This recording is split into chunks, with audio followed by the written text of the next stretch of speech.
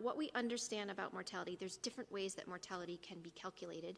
And if we look very crudely, if we look at the number of people that have died over the number of people that have been reported, you get a certain percentage. What many groups are looking at right now is what we're calling the infection fatality ratio, which is looking at the number of deaths among all of the people who have been infected. And right now, we don't know how many people have been infected because there are challenges with surveillance and detecting every single one of the cases. And certainly, there are many unrecognized cases at the moment. What we understand from many of these studies, these are estimates of the IFR, the infection fatality ratio, is that the estimates hover around less than 1% of 0.6%. And there are a couple of studies that are out that have estimated this 0.6%. That may not sound like a lot, but it is quite high. If you think about a virus that can transmit readily, that can transmit well, and in fact, overall, we have more than 17 million cases, and we still, there's a long way to go with this pandemic. 0.6% is quite high.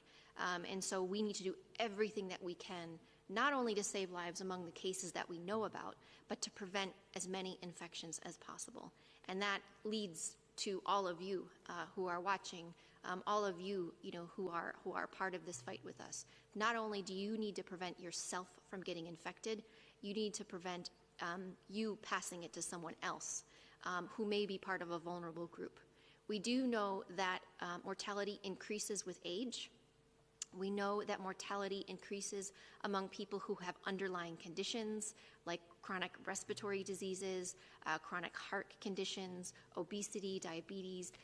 There are many different groups that are at a higher risk of severe disease and death. So we must do everything that we can to prevent ourselves and those individuals from getting infected.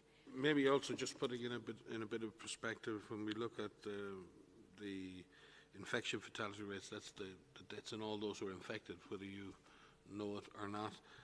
That 0.6% is just over 1 in 200 people infected potentially dying. That's hugely skewed by age, and the risk is much higher in older age groups. But if you compare that to the 2009 pandemic, it was more like 1 in 10,000 or up to 1 in 100,000. The ranges are very wide. But when you think 1 in 200 versus 1 in 10,000 or 1 in 100,000, you get a sense of just how more deadly this virus is in communities. And again, points to the fact that we should try to avoid being infected. As I said at a previous press conference, while you may not become very sick, the long-term health implications of being infected with COVID-19 are not well understood.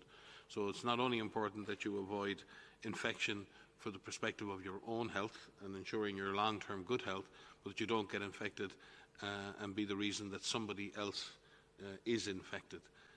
And I think this is a moment of a huge need for our collective solidarity as a human race.